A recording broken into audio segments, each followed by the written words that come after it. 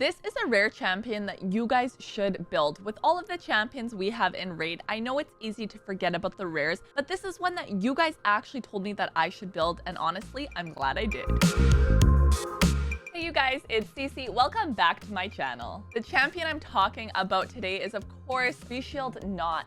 This is arguably one of the better revivers in the game, definitely by far the best rare reviver, and even surpasses some of the epics. However, the rest of his kit is pretty nice too. We're gonna start off looking at the aura. It is ally speed in faction crypts by 15%, and any time that you can get a boost in faction crypts, it's really nice to have. So definitely using him as a lead is one of my go-tos. Now, first skill, hacks one enemy 3 times, and each hit has a 20% chance of placing a 25% decrease attack buff for 2 turns. And again, thinking of faction wars in mind with all of these skills, if you can get that decrease on attack, it definitely benefits you even more, especially as you get your way into faction wars hard mode, which is even tougher than regular ops.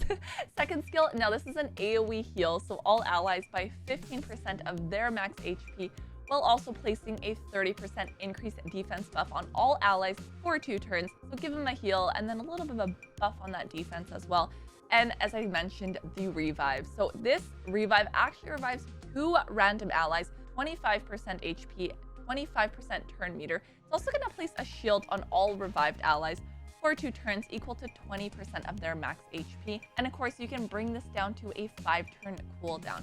So anytime you can go into something like a faction wars with a revive, it's almost necessary. And you guys definitely helped me learn that and be like, anytime that you have faction wars, if you could have a reviver on your team, it is key, especially the fact that this guy revives 2 random allies. Now, it's not just faction wars that you can use him in, but I have actually found a lot of use in this champion, both in Cursed City, but also in Doom Tower, especially when it comes to those secret rooms. Some would argue that he is more of a niche champion. What I will say about Treeshield Knott is the fact that if you build him early on, chances are this is a champion that you will continue to use. I feel like for a lot of people, he may have started out as like an option in a faction team, but you probably continue to actually use him just because it makes sense to. He is that good. And the nice thing of having a rare is how much easier they are to actually book. It's gonna require a lot less investment than it would for somebody like a legendary. So you really will be able to maximize the cooldowns on all of these skills, which is kind of important to note. And as I said, when you get into the secret rooms and you can only use rare champions, having this guy can definitely help carry you through there. So for my tree shield, I currently have him at 50, and he's been working for me at 50. Maybe I will need to bring him to 60 when I get into Faction Wars hard mode. But for now, with a lot of other projects, he's been pretty good as is here. For gear sets, I just used whatever I really had available, which ended up being the bolster set as well as the accuracy set. I was hoping to do perception and get a bit of speed, but it didn't work out that way. I still wanted the accuracy on him though, so I could land those debuffs. And with the bolster, it's kind of nice having the ally shield on there, as well as healing himself a bit. As I said, my main uses for him is of course Faction Wars and also in Doom Tower. So having the, I guess, cushioning in terms of that shield, I have personally found to be really, really nice. For stats, you're really prioritizing your speed, your accuracy, HP percent, defense percent, all of those that really make sense in a rare support like this. This, of course, being one of the secret rooms I'm talking about, Secret Room 1, which currently is rare champion. So if you only have rares, obviously doing like a Secret Room 1 isn't too difficult, but as you get higher up there, it's definitely, in my case, harder to find rares that are built, because I honestly maybe have like 6 rare champions that actually have gear on them and are actually somewhat built. And honestly, you guys, 2 of these are Cold Heart, so he absolutely helped me out in here.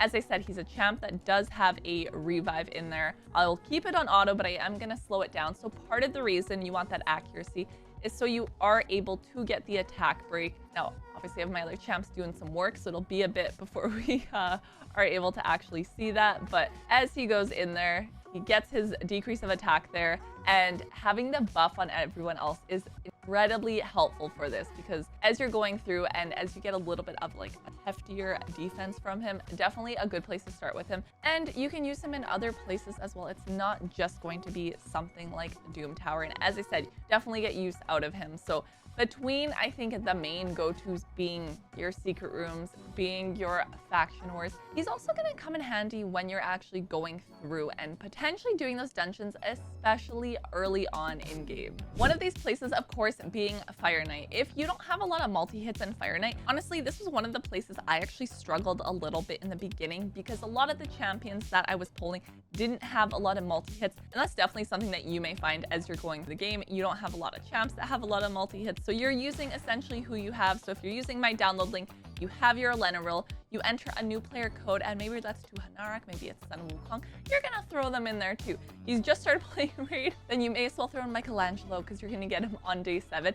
And those are essentially the champs that you're working with. But in that time, if you haven't pulled more legendaries or any other really good epics, you're working with who you have. And that's one of the places that you would not regret actually building Treeshield for. Now, he is a Void champ, so hopefully you're able to have some luck in pulling him from a Void, but with him being a rare, definitely more likely. I think altogether, I've actually pulled a couple of him, but it is just nice to have the decrease of attack, especially as you make your way to the boss, but also having a double revive just in case you actually need it. One of the places that he can come in handy. So I would say that's part of why there's like zero regret in actually building him.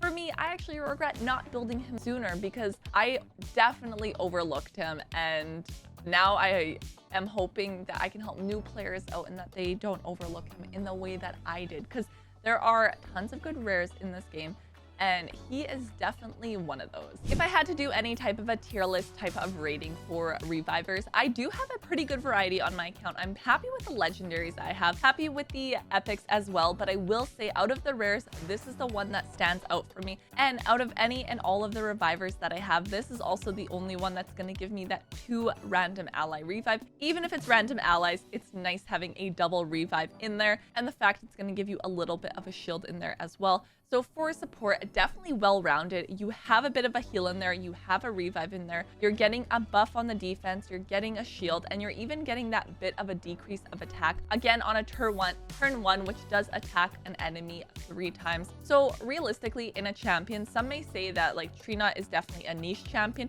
but I don't think it's one that you guys would actually regret building, and it's not a lot of work to actually take this champ up to 50. Once you get the revives on the skills as well, if you're looking at like 3 turns here, you have 5 turns here, that's really not bad at all. A double revive every 5 turns in there. Super easy to actually go ahead and build this champ. You're building them like a typical basic support, and I promise you guys, at least taking this champ to 50, you're not going to regret it, and it is a champ that you are going to continue to use throughout your days of Raid. If you download Raid Shadow Legends using my link, I'm actually going to start you off with the free legendary champion on day 1, and then at level 10, level 20, and level 30, you'll get yourself an epic. That is 4 amazing champions that you can get just by downloading using my link. As I said, no regrets building this champion. Now, I do want to hear from you guys. Comment down below one of those niche rares that you guys have built, you have no regrets on, you think would be helpful, and maybe, just maybe, you will see a video come up with them. So be sure that you guys subscribe just to wait and see if that does in fact pop up in a video, and I will see you guys next time.